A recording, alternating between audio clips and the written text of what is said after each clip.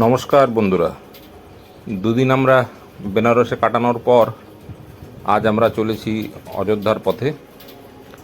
9:15-তে আমাদের ট্রেন ছিল, রাইট টাইমে ট্রেন ছেড়ে দিয়েছে। সবাই এখন বসেছে। আমাদের এই বন্দে ভারত ট্রেনের যাত্রা অনেকেরই প্রথম, তাই বেশ উপভোগ করছি আমরা এই যাত্রা। বিশাল বিশাল কাচের জানলা, দুদিকে সবুজ মাঠ, দেখতে বেশ ভালোই লাগছে। আর বন্ধুরা সাথে আছে বলে আরেকটু বেশি এনজয় করতে পারছি আমরা।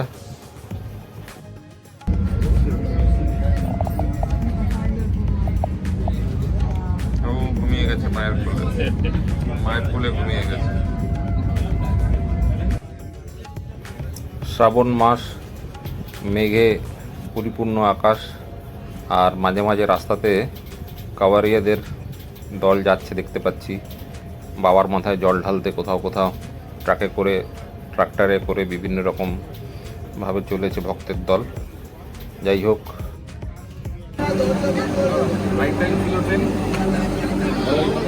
এবার আমরা আস্তে আস্তে যাচ্ছি।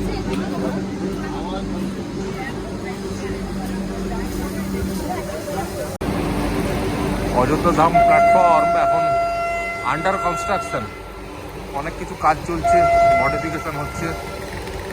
আর কিছুদিন পরে এলে হয়তো সব সুযোগ সুবিধা পাওয়া যাবে।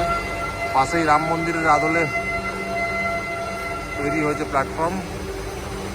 অযোধ্যা স্টেশন থেকে বেরিয়ে টোটো করে আমরা চলে এলাম ফৈজাবাদ, বা বর্তমানে যে অযোধ্যা, সেখানে চৌধুরী নিকেতনে। এটি আমাদের বন্ধু সুমন্তর বাড়ি, পৈতৃক বাড়ি বলা চলে। আর এই বাড়ি খুবই পুরনো, তাই এই বাড়ির একটি ভিডিও আলাদা করে আমার চ্যানেলে দেয়া থাকবে। এরপরে আপনারা দেখতেই পাবেন এই বাড়ির কিছু ঐতিহ্য আছে, সেই সমস্ত থাকবে বিশদভাবে। আমরা এরপরে এখান থেকে বিকেলের জন্য রওনা হব। তার আগে একটু বিশ্রাম করে নিচ্ছি। বিকেলে আমাদের গন্তব্য হলো গুপ্তার ঘাট। পাশেই বয়ে চলেছে সরজু নদী, সেই ঘাটে আমরা এসে পৌঁছেছি কিছুক্ষণ আগেই। আস্তে আস্তে এগুলো ঘুরবো, আমরা চারিপাশটা দেখব। আসুন একসাথে উপভোগ করি চারিপাশে কৌশিকের সাথে এই চ্যানেলটিতে। এগুলো এক একটা ঘাট সব এগুলো, তাই তো? নিচে আছে চেঞ্জ রুম, লোকে চান টান করে এখানে সব জামা কাপড় চেঞ্জ করতো সব, কিন্তু এখন সব জলের তলায় চলে গেছে। জল বেড়ে গেছে, সব জলের তলায় চলে গেছে। বোট চলে এসছে এখানে এখন। এই যে সরজু নদী আমরা দেখছি, এই সরজু নদীর সঙ্গে অযোধ্যার এক বিশেষ সম্পর্ক আছে। শেষের দিকে সীতার বনবাস, সীতামাতা যখন চলে গেলেন, তখন তারপরে লবকুশের পরবর্তী অধ্যায়ে রামচন্দ্র কিন্তু এই সরজু নদীর তীরে এসেই অন্তর্ধান হয়েছিলেন।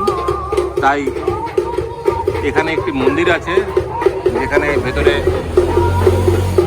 রামচন্দ্র, লক্ষ্মণ আর সীতা মাতা আছেন ভেতরে পুজোর জন্য। এখানে এসে রামচন্দ্র বিলুপ্ত হয়েছিলেন বা লুপ্ত হয়েছিলেন বলে কথিত আছে। তাই এই ঘাটের নাম গুপ্তার ঘাট। হিন্দিতে গুপ্ত মানে হচ্ছে লুপ্ত, আর বাংলায় এটা লুপ্ত বলি আমরা। তাই এই বিশেষ ঘাটের মাহাত্ম্য আছে। সরজু নদী আর তার পাশে এই মন্দির আর এই ঘাট। আমরা অযোধ্যায় কালকে যাব রাম মন্দির দেখতে, রামলালার দর্শন করতে। আজ এসেছি বিকেলে এইটুকু দেখার জন্যে। অযোধ্যা রাম মন্দির নির্মাণের পরে রাম মন্দিরের থেকে আশেপাশে এই সরজু নদীর ঘাটেও অনেক সৌন্দর্যায়ন হয়েছে। তাই এখানে দেখছি এই অযোধ্যার বিশেষ লোগোর আকৃতির প্রতিকৃতি তৈরি হয়েছে। এবং এখানে আমরা 20 বছর আগেও একবার এসেছিলাম বন্ধুর বাড়িতে, তখন কিন্তু এইসব ঘাট এত সুন্দরভাবে বাঁধানো ছিল না। এখন অনেক দূর পর্যন্ত দেখলাম সুন্দরভাবে ঘাট বাঁধানো রয়েছে, প্রচুর লোক একসঙ্গে স্নান করতে পারবেন। আর ঘাটের সামনে এখন জল যেহেতু বেশি, তাই এই প্লাস্টিকের বেড়া দেওয়া আছে। বেড়ার ওপাশে যেন কেউ না যায়, ওদিকটা গভীর। এই বেড়ার মধ্যে থেকে সবাই নিশ্চিন্তে চান করতে পারে, কেন এদিকে জল কম। উল্টো দিকে স্রোত বয়ে চলেছে, দেখতেই পাচ্ছেন আপনারা। বয়ে চলেছে সরজু নদী অনন্তকাল ধরে এখন বর্ষাকালে বিশাল তার রূপ এদিক ওদিক দেখা যাচ্ছে না, জলের স্রোতও প্রচুর। সুন্দর স্যান্ড ওয়ার্ক, বালি দিয়ে রামচন্দ্রজির মূর্তি, আর এখানে রাম মন্দিরের ক্যাপচার বানানো আছে। বেশ কিছুক্ষণ পৌরাণিক স্থান দেখতে দেখতে আমরা চলে এলাম এবার ঐতিহাসিক স্থান দর্শনের জন্য।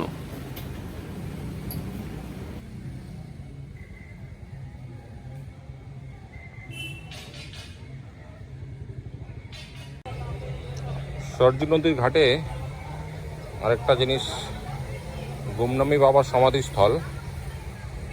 এই গুমনামী বাবা আমাদের সুভাষচন্দ্র বোস শেষ জীবনী বলে অনেকে মনে করেন। তো তার সমাধি এখানে, উনি নাকি অযোধ্যায় অনেক দিন ছিলেন, এবং এই গুমনামী বাবা যখন মারা যায় তো ওনার কাছ থেকে অনেক আজাদিন ফৌজের নথিপত্র পাওয়া গেছিল। সেই জন্য অনেকে ওনাকে, এই গুমনামী বাবাকেই সুভাষচন্দ্র বোস ভাবেন। যাই হোক, এটাও একটা নতুন জিনিস দেখলাম আমরা। একদম সরজু নদীর পাশেই, গুপ্তার ঘাটের পাশেই এই সমাধিস্থল। সন্ধে হয়ে এলো, তাই আমাদের এবার বাড়ি ফেরার পালা। অযোধ্যাতে এবারে দেখলাম এসি বাস সার্ভিস চালু হয়েছে, তাই আমরা এই বাসে করেই এখন যাব রামলালা দর্শনে।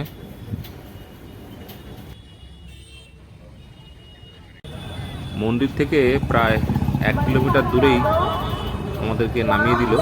এখান থেকে হাঁটা ছাড়া কোনো উপায় নেই, তবে বয়স্কদের জন্য আলাদা হুইল চেয়ার আছে, সেই জন্য চিন্তার কিছু নেই। যারা হাঁটতে পারেন না বা যারা বয়স্ক, তারা ভালোভাবেই পৌঁছে যাবেন। একদম মন্দিরের ভেতর অবধি ওই হুইল চেয়ার করে নিয়ে চলে যাওয়া হয়। আমরা প্রথমে ঢুকেই গেটের সামনে এসে এখান দিয়ে ঢুকবো, দেখা যাক কতটা ক্যামেরা অ্যালাউ করে। তারপরে তো আর দেখানো যাবে না, যতটা দেখানো যায় দেখি একসাথে।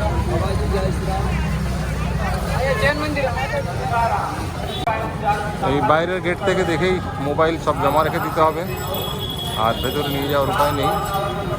আমরা রামলাল ভূমি অযোধ্যায় চলে এসেছি। জয় শ্রীরাম, জয় শ্রীরাম।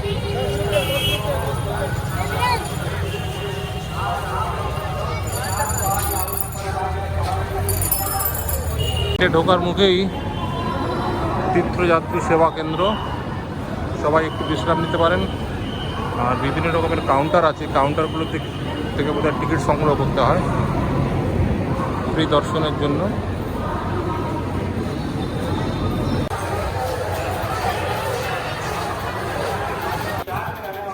এই পাশেই দেখতে পাচ্ছেন এইরকম স্পেশাল টাইপের হুইল চেয়ার, এতে করে বয়স্কদের একদম মন্দিরের ভেতর অবধি নিয়ে চলে যাচ্ছে।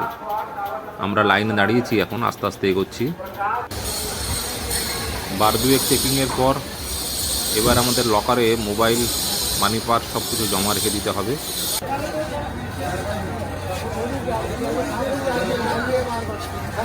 গোশালা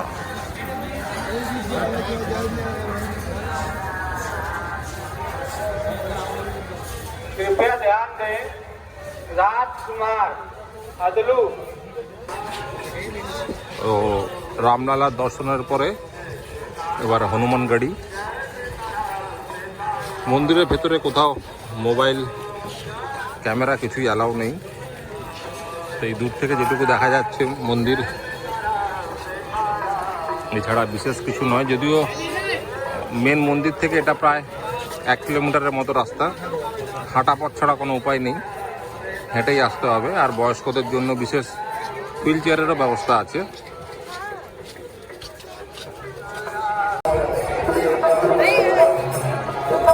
এখন থেকে প্রচুর লাইন, 3:30টার সময় মন্দির খুলবে, তারপরে আবার লাইন দর্শন হবে। এই হনুমানজির মন্দির কিন্তু খুব পুরনো, মানে রাম মন্দির যখন ছিল অযোধ্যা তখন থেকেই এই মন্দির। কিন্তু এই হনুমানজির হনুমান গাড়ি একটু দুর্গের মতো, মন্দিরের ভেতর দিকে গেলে বোঝা যেত যে যে একদম একটা দুর্গের মতো অবস্থিত। এই দুর্গের মধ্যে থেকে তখনকার দিনের মাহান্তরা লড়াই করে এই মন্দিরকে রক্ষা করেছিলেন। এই হনুমানগড়ি মন্দিরের তাই বিশেষত্ব হচ্ছে খুবই প্রাচীন মন্দির এখানকার মধ্যে, যেটি এখনো পর্যন্ত অক্ষত অবস্থায় রয়েছে।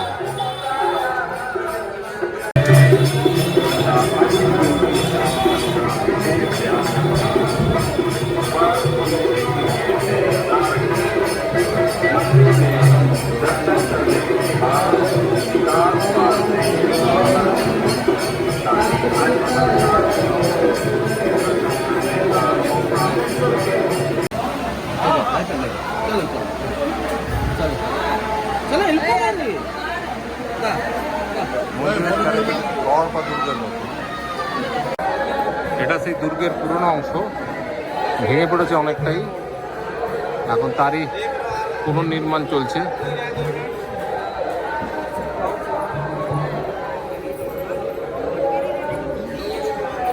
হনুমান হরিদ্বারে যেমন হর কি পৌড়ি আছে, অযোধ্যাতে তেমন রাম কি প্যারি ঘাট। যে মেন নদী, রামনাথের নিচে বাঁধন নাকি আবার। এদিকে হচ্ছে মেন নদী, বুক্কো সূর্য নদী, আর ওখান থেকে চ্যানেল করে ঘাট করে দিয়েছে এদিকে। এখন জল নেই বেশি। এটা হচ্ছে রাম কি পেয়ারি ঘাট, সূর্য নদীরই এটা একটা শাখা বের করে দিয়েছে এদিকে।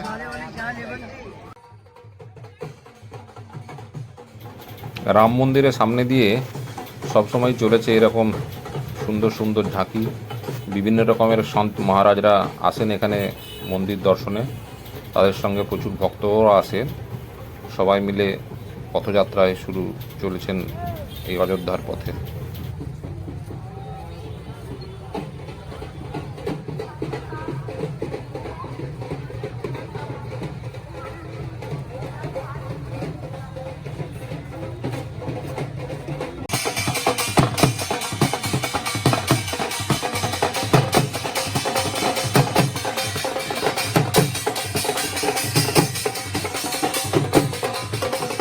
এইসব দেখতে দেখতে সন্ধে হয়ে এলো।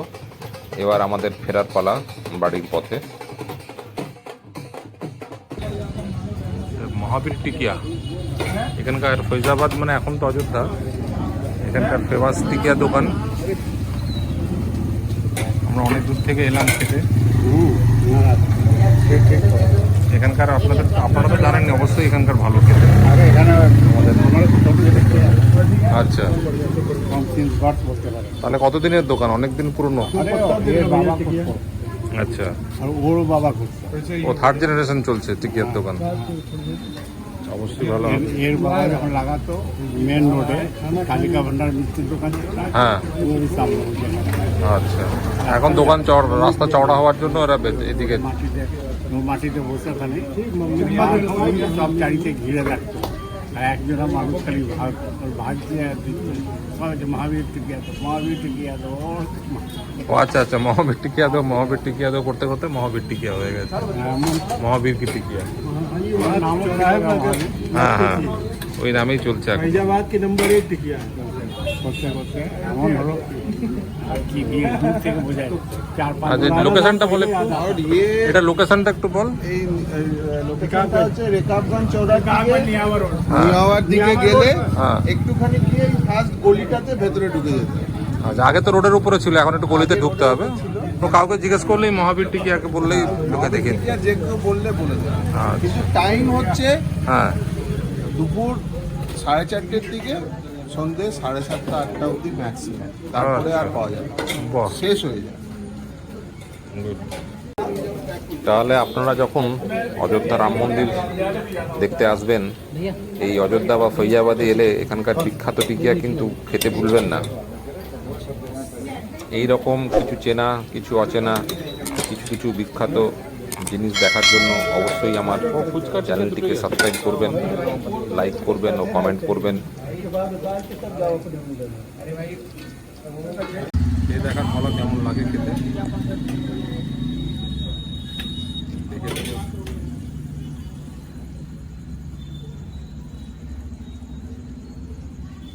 গরম, দারুণ লাগছে।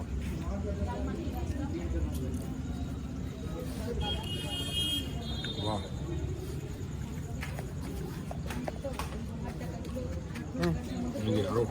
আমরা সবাই মিলে খাচ্ছি এখন। গরম আছে, হ্যাঁ? খুব গরম আছে কিন্তু। আমাদের এই 8 দিন ঘোরার আজকে 4th ডে, অর্থাৎ আমরা একদম ঘোরার মাঝামাঝি জায়গায় পৌঁছে গেছি। আর এরপরে আমরা কালকে সকালে রওনা হব লখনৌর জন্য। লখনৌ আর তারপরে থাকলো এলাহাবাদ। আপনারা সঙ্গে থাকুন চারিপাশে কৌশিকের সাথে। সবাই ভালো থাকবেন, সুস্থ থাকবেন। নমস্কার।